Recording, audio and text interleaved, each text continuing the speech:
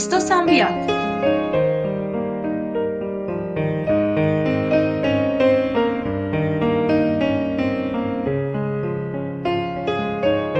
Sper că vă amintiți despre ce am vorbit în lecțiile trecute.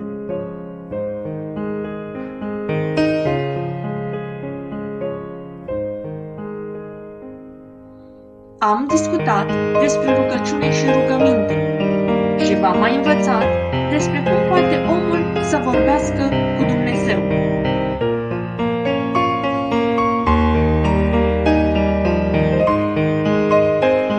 Este momentul să mergem mai departe și să aflăm lucruri noi.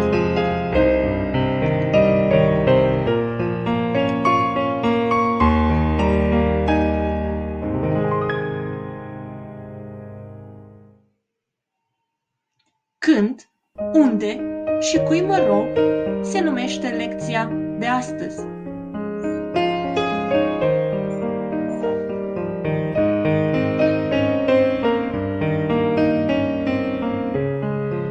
Dumnezeu ne-a dat suflet și iubire ca să ajungem asemenea Lui.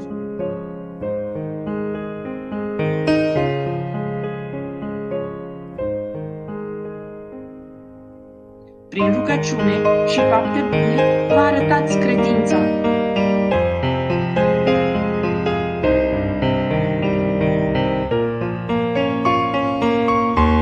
Vă rugați, învățați bine, ascultați de părinții și profesorii voștri și îi ajutați pe ceilalți.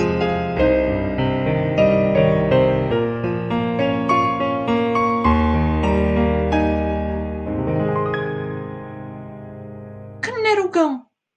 Seara, înainte de a ne culca, înainte și după masă. Orice lucru bun, dragii mei, trebuie să-l începem și să-l terminăm cu rugăciune.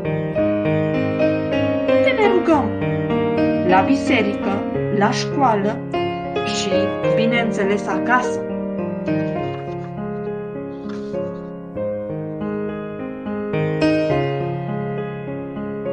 Cui ne rugăm?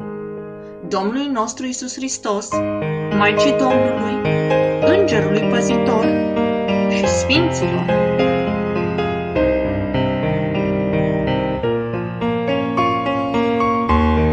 Dragii mei, pentru cel ce se roagă neîncetat, lumea întreagă devine o biserică, iar omul credincios trebuie să se roage neîncetat.